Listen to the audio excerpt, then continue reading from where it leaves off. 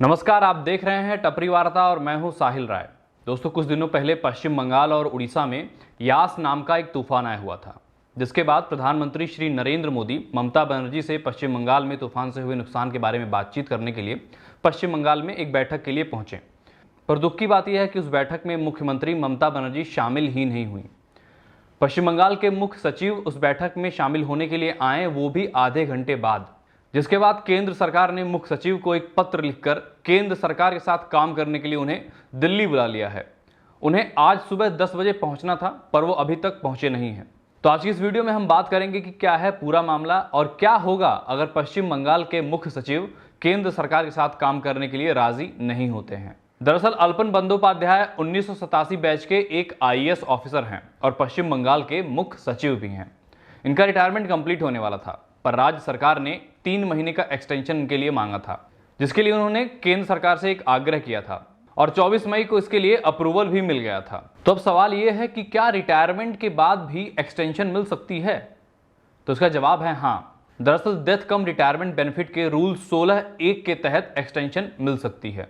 दरअसल all India services के जितने भी कैडर रूल्स हैं, इसमें जितने भी मेंबर्स कार्यरत हैं, सर्विस में हैं, और अगर वो किसी कमेटी में या किसी बजट रिलेटेड काम कर रहे हैं तो उनको सरकार 3 महीने का एक्सटेंशन दे सकती है। और अगर कोई आईएएस ऑफिसर मुख्य सचिव है तो उसको 6 महीने तक का एक्सटेंशन मिल सकता है। तो इसी नियम के तहत बंदोपाध्याय को भी 3 महीने का एक्सटेंशन मिला है। लेकिन जब ममता बनर्जी प्रधानमंत्री नरेंद्र मोदी के रिव्यू बैठक में नहीं पहुंची तो 28 मई को डिपार्टमेंट ऑफ पर्सनल ट्रेनिंग ने बंदोपाध्याय को एक पत्र लिखकर कहा कि कैबिनेट की अपॉइंटमेंट कमेटी ने आपकी प्लेसमेंट ऑफ सर्विसेज तत्काल प्रभाव से गवर्नमेंट ऑफ इंडिया के साथ कर दिया है और राज्य सरकार से यह रिक्वेस्ट किया कि बंदोपाध्याय को जल्द से जल्द रिलीव कर दिया जाए ताकि वह केंद्र सरकार को रिपोर्ट कर सकें। आज उन्हें रिपोर्ट करना था 10 बजे, पर अभी तक बंदोपाध्याय ने रिपोर्ट नहीं किया है। अब आप लोगों के मन में शायद एक सवाल आया होगा कि क्या इस तरह से केंद्र सरकार किसी आईएएस ऑफिसर को अपने साथ काम करने के लिए बुला सकती है? तो इसका जवाब है हाँ। इसके लिए एक टेक्निकल टर्म भी है जिसको कहते हैं सेंट्रल डेपुटेशन, और इसके कुछ नियम भी हैं। तो आइए जानते हैं कि क्या कहते हैं ये नियम। देखिए, साधारण तौर पर तो हर साल केंद्र सरकार राज्य सरकार से ये पूछती है कि आपके यहाँ जितने भी ऑल इंडिया सर्विसेज रैंक के जितने भी ऑफिसर्स हैं, उनमें से कितने ऑफिसर्स ऐसे हैं जो केंद्र सरकार के साथ में काम करने के लिए इंटरेस्टेड हैं। आपको पता होगा कि 3 सर्विसेज ऐसी हैं जो ऑल इंडिया सर्विसेज रैंक की हैं, आईएएस, आईपीएस और आईएफएस। तो हर साल राज्य सरकार जितने भी ऑफिसर्स होते हैं इंटरेस्टेड, उनका लिस्ट बनाकर केंद्र सरकार को दे देती है। इसी को कहते हैं सेंट्रल डेपुटेशन। लेकिन आईएएस कैडर 1954 का रूल 6(1) ये कहता है कि राज्य सरकार और केंद्र सरकार दोनों की रजामंदी होनी चाहिए, तभी ये ऑफिसर्स काम कर सकते हैं। अगर दोनों में से कोई एक सरकार डिसएग्री कर जाती है तो ये ऑफिसर्स काम नहीं कर सकते हैं। और इस केस में यही हुआ है। पश्चिम बंगाल सरकार ने बंदोपाध्याय को रिलीव नहीं दिया है।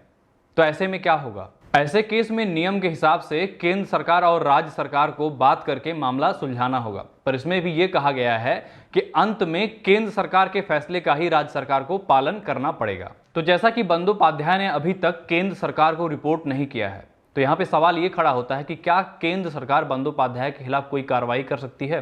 तो इसके लिए एक अलग नियम बनाया गया है। All India services discipline and appeal rule 1969 के रूल 7 के तहत एक आईएएस ऑफिसर के खिलाफ, जिस राज्य में एक आईएएस ऑफिसर कार्यरत है, वहां की सरकार ही बस उनके खिलाफ कोई एक्शन ले सकती है, कोई पनिशमेंट उनको दे सकती है।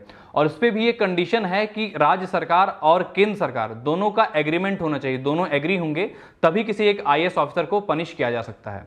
तो बंदोपाध्याय के मामले में देखा जाए तो जो स्टेट गवर्नमेंट है, पश्चिम बंगाल सरकार है, वो उनके ही साथ है, तो वो पूरी तरह से सेफ हैं। पर यहाँ पे एक सवाल उठता है कि क्या इस समय में, जब पूरे देश में कोरोना का आतंक फैला हुआ है और हर राज्य चिकित्सा संसाधनों के लिए संघर्ष कर रहे हैं, तो ऐसे में क्या केंद्र सरकार को पश्चिम बंगाल सरकार को नीचा दिखाना चाहिए? क्या ये सही है? माना कि ममता बनर्जी बैठक में शामिल नहीं हुई, उन्होंने गलत किया, इसकी निंदा होनी चाहिए, पर क्या ये सही समय है? क्या इन दोनों पार्टियों को आपस में लड़ना चाहिए? देखा जाए तो इस समय केंद्र सरकार को हर राज्य को चिकित्सा संसाधन मुहैया कराने की दिशा में कार्यरत होना चाहिए और अपना ध्यान वहीं केंद्रित करना चाहिए।